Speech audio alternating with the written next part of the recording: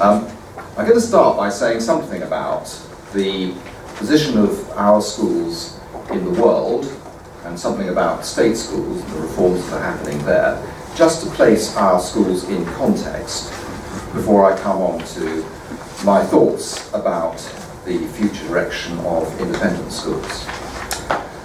These days, I think that you can't fully understand your school unless you're aware of how it sits in the world. How good is your school compared to the school half a mile away? How good is it compared to other schools in England? And how good is it compared to other schools in the world? These are important questions, and fortunately the answers are available to us now through data. You will all have heard of PISA, the Programme for International Student Assessment, which measures the quality of education now in about 70 countries around the world, funded by the OECD. And the programme started in 1997, but it's really come to everyone's attention in the last 10 years.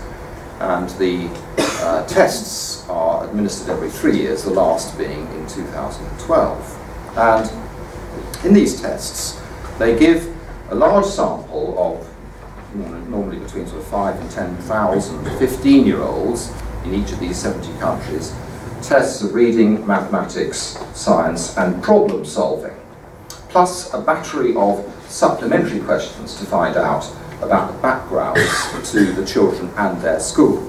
And PISA is the most rigorous project ever undertaken to assess the effectiveness of schooling across the world. And in the last sample, in the United Kingdom, 400 schools, 15-year-olds were assessed, including the representative sample of independent schools. It's very important to us all,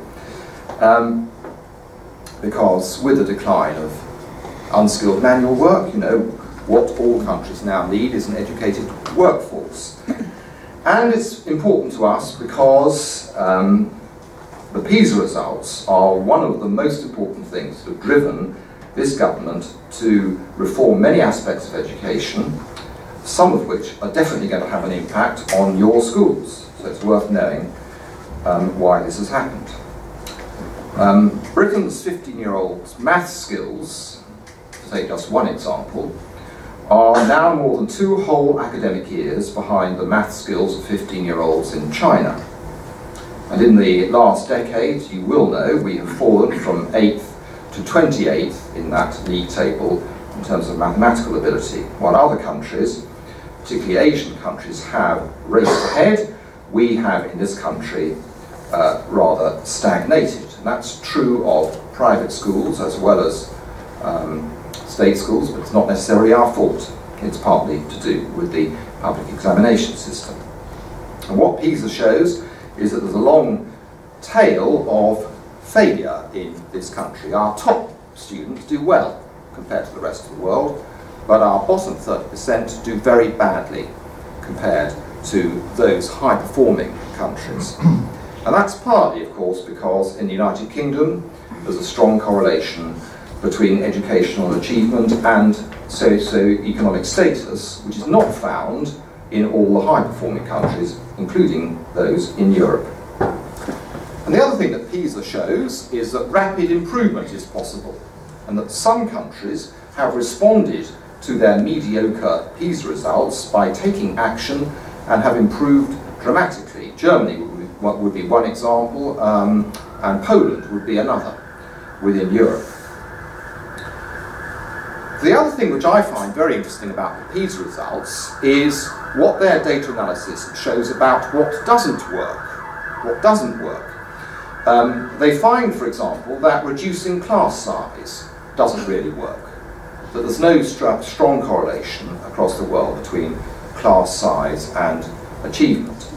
They find that offering a good choice of schools, which is one of this government's policies, having a choice of schools in an area doesn't really work. It doesn't have any effect, let's say, on results. They find across the world there's not much correlation between spending on education and educational outcomes. So the countries like Poland and much of China really don't spend much on education compared to us. but get results which are better. The PISA results show that setting, for example, doesn't improve performance. So these are all interesting observations, well worth thinking about and reading about. But of course, you don't quite know whether any of the PISA findings have any relevance for your school. There's a scale issue, isn't there? What we geographers call the scale issue. Something that is true across the world may not be true of your individual school, or on the other hand, it might be. Worth thinking about. Now, in this country, there are a number of things happening across the state sector which are of interest to us, some of which have a direct impact on our schools. So let's just think about those for a moment. I think it's worth going back now 10 years to the city challenges which happened under the last Labour government between 2003 and 2010. Because you will all remember the days when the exam results in London and Birmingham were amongst the worst in the country. When London was run by ILIA, the results were very poor. Now, the exam results of London and Birmingham are amongst the best in the country. And this has come about as a result of actions that were taken between 2003 and 2010, focusing on the training of teachers to be more effective. And also using data to produce families of similar schools so that schools could compare themselves with other similar schools and see how they were doing in terms of their achievement and progress, something that independent schools probably need to be doing a bit more of. Anyway, the reason why the city challenges are so important is because they showed that schools in impoverished areas could get very good results. So we all know about Michael Wilshaw and Mossbourne Academy in Hackney. Some of you will know about Haberdashers' Asses in Lewisham. And you will even have read about the Durand Primary School in Brixton. 3 schools getting some of the best results in the United Kingdom, with some of the children coming from the most deprived areas.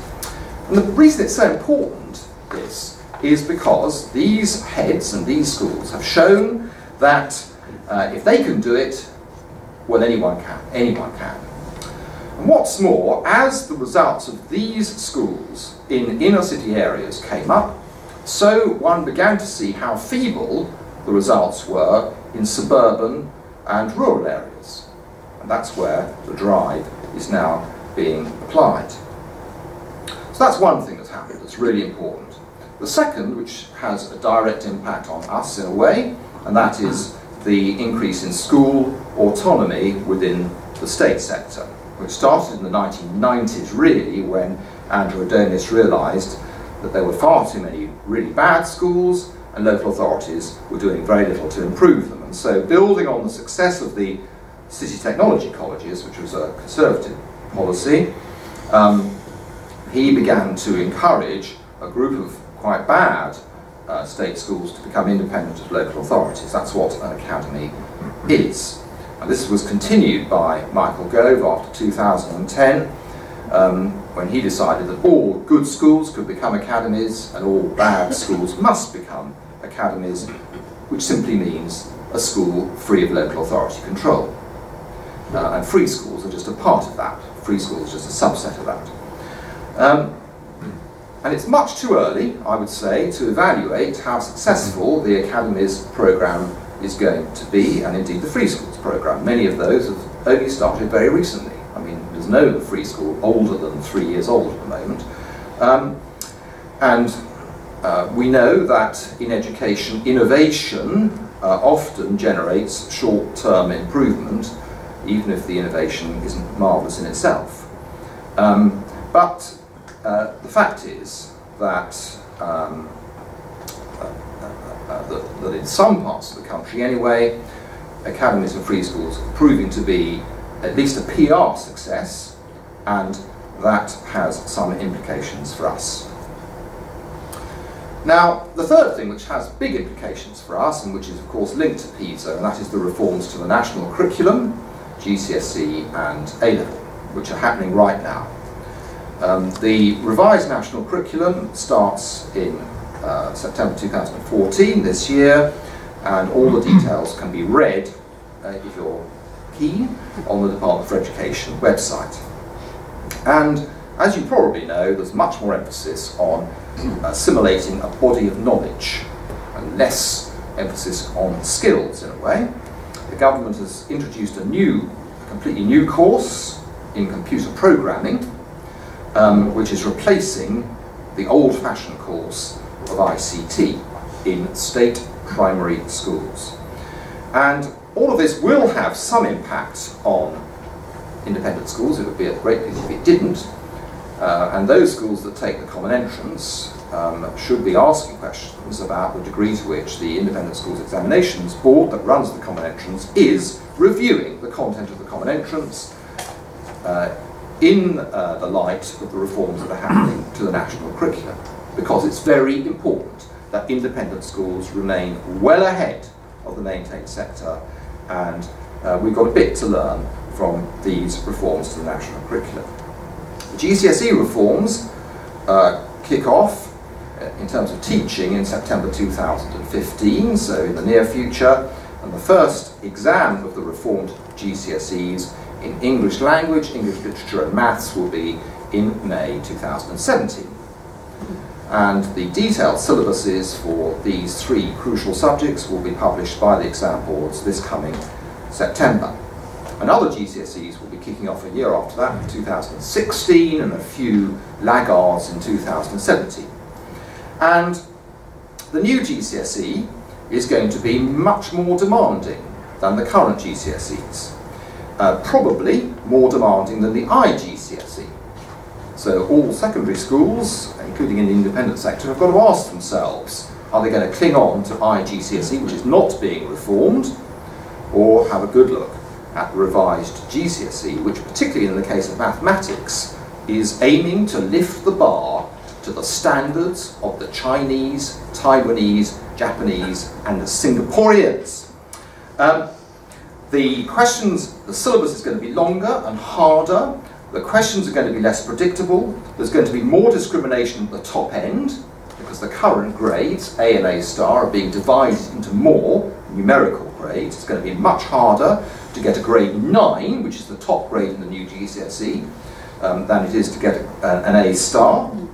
There's going to be significantly less coursework, all modules are being scrapped, and this is the important thing, it's going to mean an end to grade inflation. Grade inflation is a very bad thing for independent schools, because if everybody gets very good grades, then pupils from independent schools are likely to suffer disproportionate discrimination. I hope you can see why that's likely to be true. So most of these reforms, I hope, will be regarded as a good thing by most of you, most of your heads. And then at A level, there's a similar but less dramatic series of reforms. The AS and A level are being decoupled, so that the marks you get from AS level will no longer contribute towards the A level. And there's going to be there is already a review of the content of A levels happening, conducted by selected universities, and we're also working to end grade inflation in A level. The new A-level teaching begins in September 2015 for many subjects, probably 75% of the courses that are taken by pupils at your schools, and some other subjects will be revised for 2016 and the laggards for 2017. So those of you that are governors of secondary schools, the big issue is going to be what are we going to do about AS levels? Now that they're being decoupled from A level, are we going to still encourage our pupils to take AS levels because they won't be contributing to the A level, or not? Well, that's something we might talk about later. But I am emphatic, really, in saying that I think that independent schools, on the whole, stand to benefit from most of these changes. Not everyone's going to agree with them, and a lot of independent school heads don't agree with the decoupling of the AS level from the A level, but we stand to benefit greatly from these changes because of the enemy of grade inflation, questions which are too easy, questions which are too predictable, cheating in coursework, all of those problems which afflict the current system, but which will be swept away over the next 3 years. And even if a Labour government is elected in a year's time, I think these reforms will be honoured, and anyway couldn't be reversed for many, many years. So that's probably enough about the state sector. Let's say something about independent schools in 2014. It's always difficult to know what makes a good school. As Jonathan Smith says in his excellent book about teaching, anything you say about teaching sounds rather obvious, but it's obviousness of a tricky kind. It's pretty straightforward, but somehow quite difficult to achieve. What about governors? Let's start with you. For me, the most important thing about governors is that they should know what their duties and responsibilities are. They should be absolutely clear what they're there for, and the duties and responsibilities of your board should be written down so that there's no difficulty or doubt in the head's mind about the areas that you're going to be responsible for. It needs to be transparent. And the methods by which you're going to check up on the areas for which you are responsible should also be clearly spelt out, so that there's no sense that the head could be feeling that you're invading areas which are his territory. It should be absolutely clear. And everything should be backed by firm evidence. And I'm going to say a bit more about about collecting data on teachers and pupils very regularly. So I think that's one aspect of being a governor, but I obviously as a head think that another aspect is maintaining the morale of the head, looking after the head, being kind to the head, supporting the head, ensuring that finances are sensible, raising money. I don't know whether you would regard that as a job for your governor, but when I was at Harrow, certainly all governors were expected to help with the important job of raising money, providing free expertise, standing back in the way that governors can do and heads often can't, and seeing the wider picture, and helping therefore to develop strategy. All of those things are very, very important. In my life, the key governors, I suppose, on the governing boards that I've worked with have been finance, education, property, marketing, including links with alumni, very important, which is a role for some governors, fundraising, as I mentioned, liaison with staff, setting up overseas franchises, which was a big job for a small number of governors at Harrow, liaison with the head, looking after the head, and also, I'm going to mention this morning, safeguarding and child protection. Because right now, we're getting a lot of bad publicity about child abuse, mostly, but not only, historic child abuse going back to the 60s, 70s and 80s. And you already know that when you are inspected, the one thing that will certainly happen is that there will be a detailed inspection of all the child protection policies, procedures and records, and you, the governors, will be asked about it. You know that this is going to happen. And so it's very, very important that all governing bodies have a governor who's responsible for safeguarding child protection, and that governor should be trained, has done the course. That's essential. It's a minimum requirement. Because it's a very serious matter if your school fails on the child protection measures, particularly, as I've already suggested, in the current environment. It's going to go down very, very badly.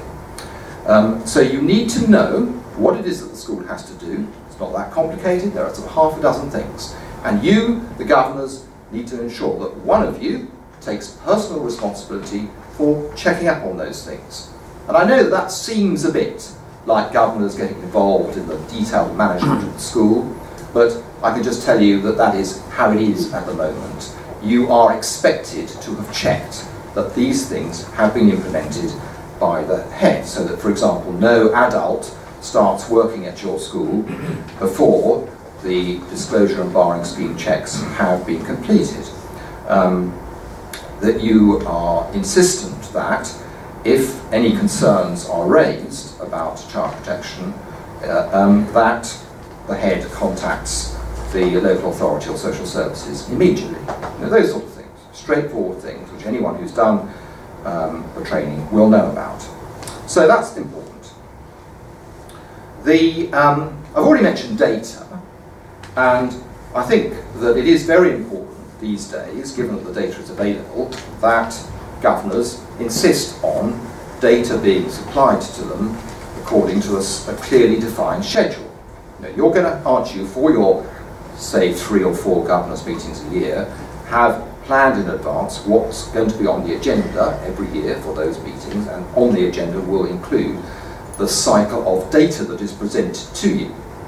You're going to want to know, for example, the value-added scores for exam results in each subject. And you know, if you don't get value-added data at the moment, then you should look into it and insist on getting value-added data, because it's value-added data that matters, not the actual raw performance data. You need to have detailed university entrance data if you're a secondary school.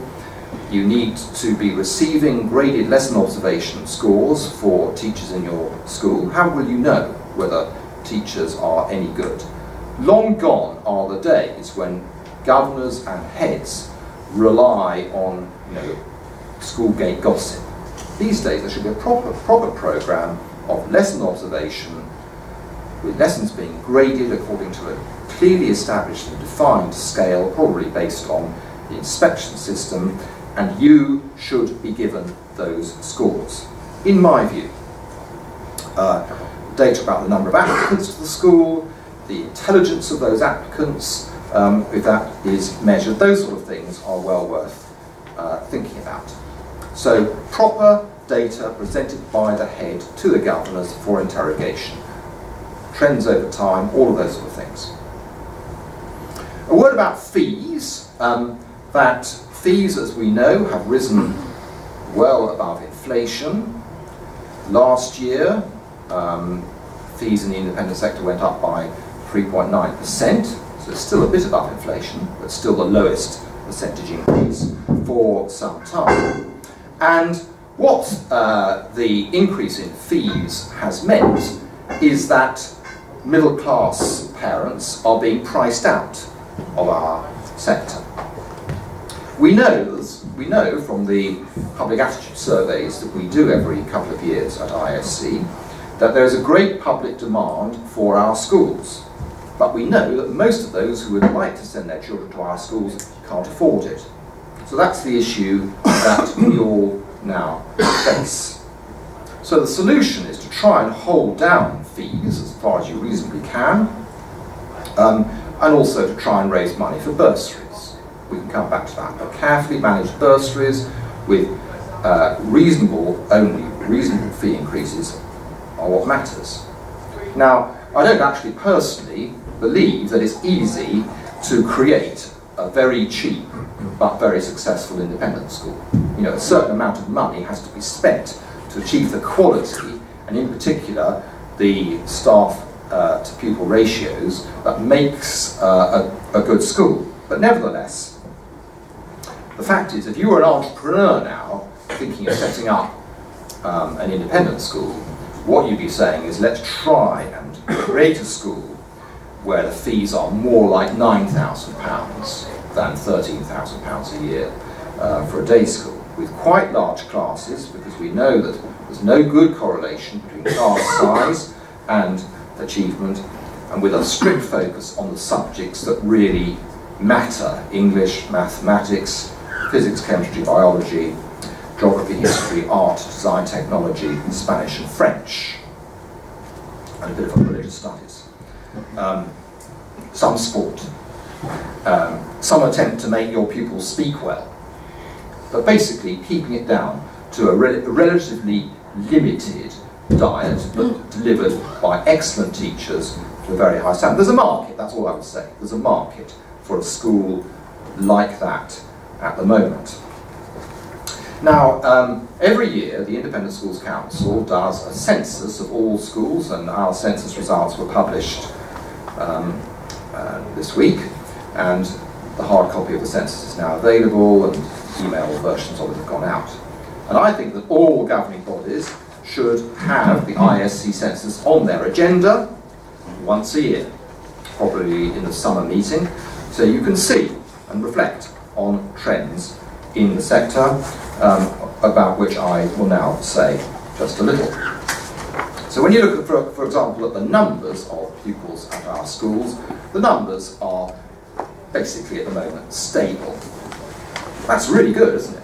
They're stable. And so the recession starting in 2008 has not really had very much effect.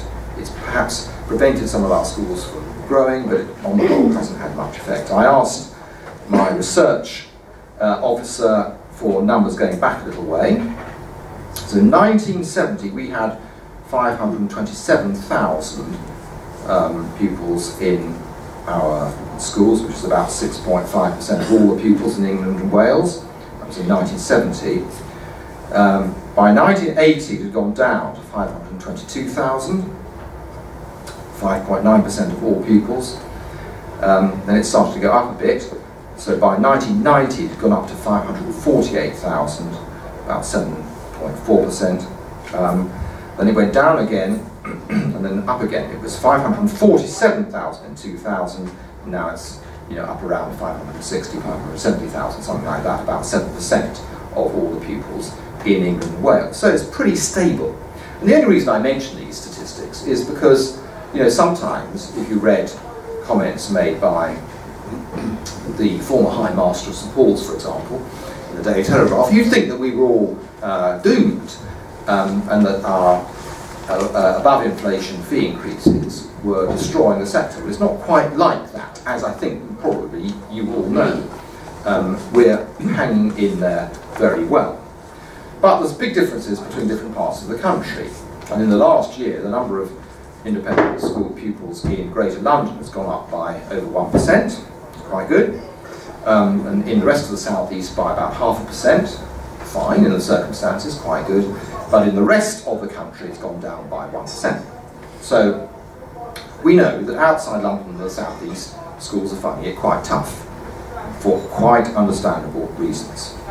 And the other thing that the census this year shows is that junior schools are growing quite well, better than senior schools, and that's because really of the demographic trends, that after 2000 the birth rate rose. So that's why there's pressure on primary schools, that's why our junior schools are growing, and eventually, of course, that rise in the birth rate after 2000 will feed through to secondary schools. So there's going to be a shortage of secondary schools in the next decade, and that will benefit us. There's also another interesting related trend is the decline in the number of small schools. The average size of schools really continues to go up.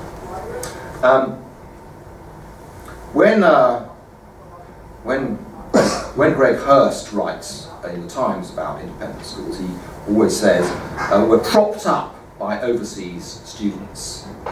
So it's just worth noting that the number of overseas students this year went down in a year when the total went up, total pupils went up. There are this year right now 24,000 non-British parents who live overseas, students who have non-British parents who live overseas, which is about 4.8% of the total. And about a bit over a third of those actually come from China and Hong Kong, quite a lot from Russia, which is a growing sector, and over half of those are in the sixth form. Single-sex schools, of course, the proportion of single-sex schools has gone down since 1968, you go back that far, but in recent years it's basically been stable, been perfectly stable at 20.5% of our pupils at single-sex schools. And there was a rather silly comment, I thought, in the papers last week from who was the editor of the Good Schools Guide, the only reason, she said, parents send children to single-sex schools is because they're good schools. I don't agree with that. That's a sort of silly, dismissive comment. My wife insisted that my daughters went to single-sex schools, which had nothing to do with the fact that, you know, they were the only good schools in the area. She definitely, for her own good personal reasons, wanted to, because she had suffered at a co-educational school, wanted to send them to a single-sex school.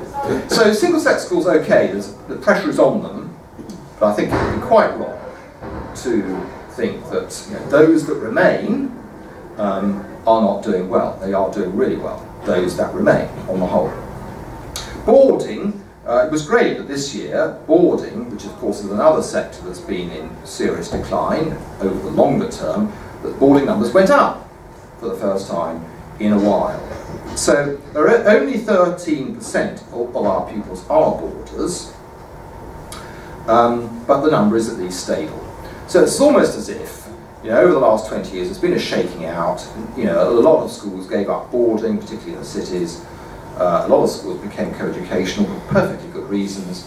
Now it's all quite stable. The most interesting fact, in a way, is the growth of franchise schools, the number of senior schools who have set up overseas campuses. There are 39 overseas campuses now that are franchised from one of the members of the Independent Schools Council, mostly, as you know, in the Middle East and China.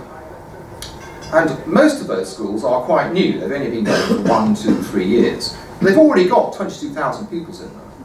So the 24,000 overseas pupils that are in schools in this country are going to look like nothing compared to the number of overseas pupils that are attached to schools in this country but are actually being educated in franchise schools abroad in due course. That number, 22,000, is clearly going to go up towards 100,000. So that's quite an interesting trend. And I mean, I set up 3 in Bangkok, Beijing and Hong Kong. And like most people who set up these franchise schools, the money is being used for bursaries, which is really important because it ties into the problem of the fee increase. That if you wish to expand the number of people who can apply to your school, you've got to dramatically increase the number of bursaries on offer. And this is an available source of income for those schools that are able to do it, which of course many are not, but it's an interesting and important trend. The other thing I noticed from the ISC census was that 3.4% of our pupils last year went abroad to university, and I just think that's a really small number.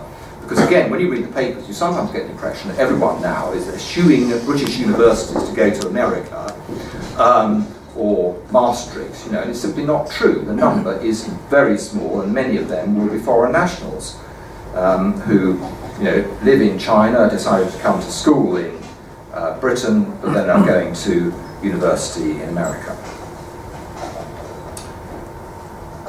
So, thinking about the future now, what are the main things which I feel are important? I think controlling fee increases is important. Controlling fee increases using benchmarking data to see how your school is spending money compared to other similar schools. That seems to me a bit of a priority for governors right now.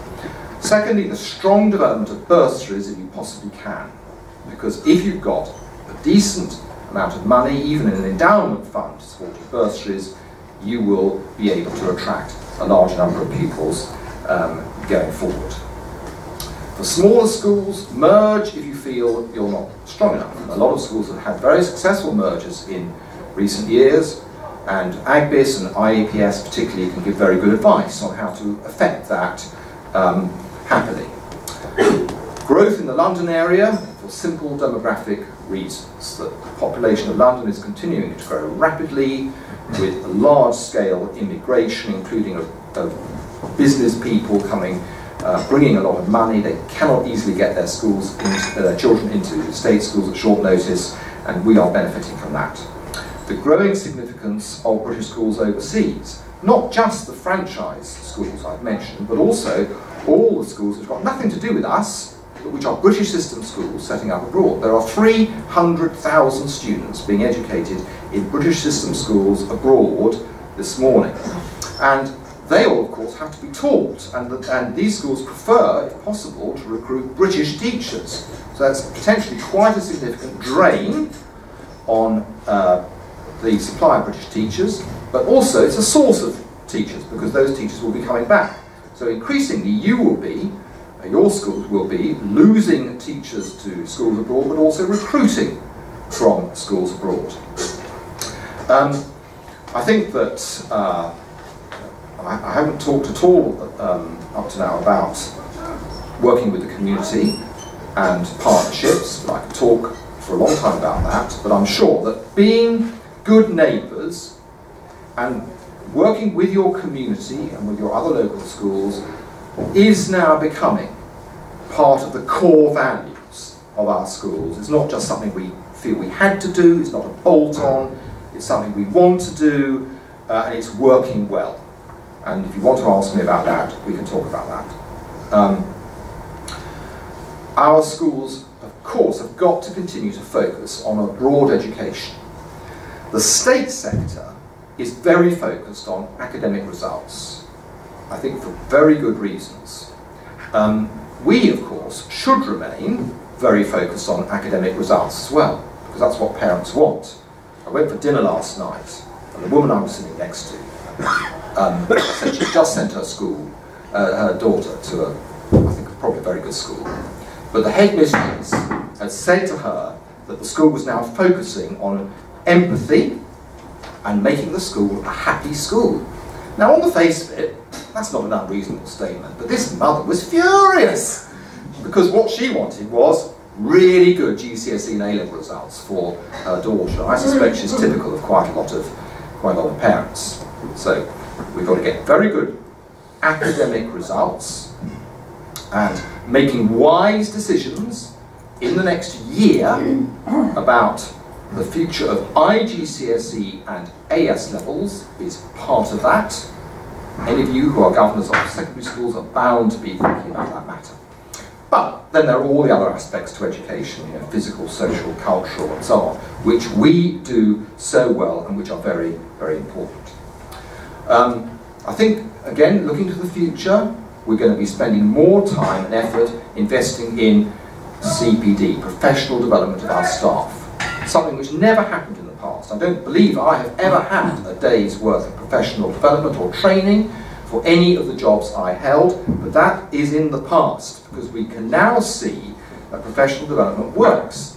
And you know, this is partly because of the work done by PISA, that PISA has shown that those countries that get fantastic results in mathematics, reading and science invest heavily in continuing professional development of their staff.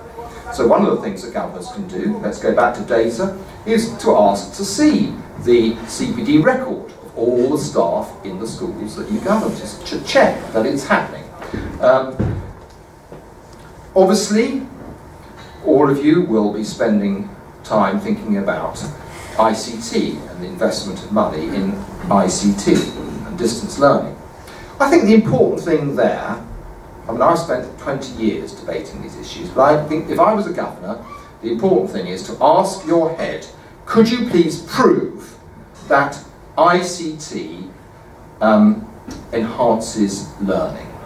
What impact does it have? Please produce some evidence that this expenditure is going to be worthwhile.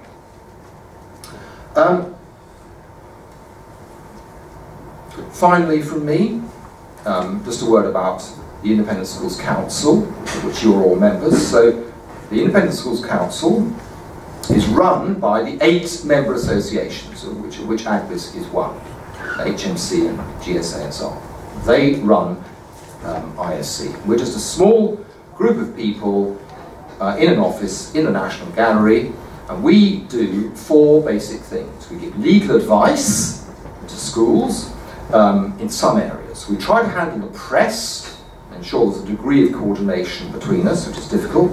We do research like the Independent Schools Council census and a report we've recently done in conjunction with Oxford Economics on the contribution that our schools make to the economy of this country. If you haven't read that, you should read it. It's absolutely marvellous. And we do lobbying of politicians to try and ensure they don't mess us up too much. The individual member associations like HMC and GSA and so on, they're heads associations. And the heads associations have similar but not overlapping functions. Some of them are a bit like a club, which is a good thing.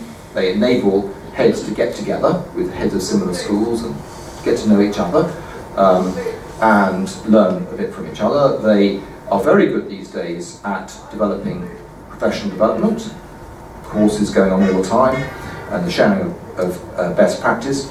And they also get involved a bit with lobbying, like the successful HMC lobbying over marking of public examinations, which has happened over the past 2 years. So, being a school governor is a really important job. You know, it's brilliant that you do it. It takes up a lot of time. You're not paid, and you don't get any thanks. But it's an important job. It's important for the future of your schools and the future of the individual pupils, which this is all about.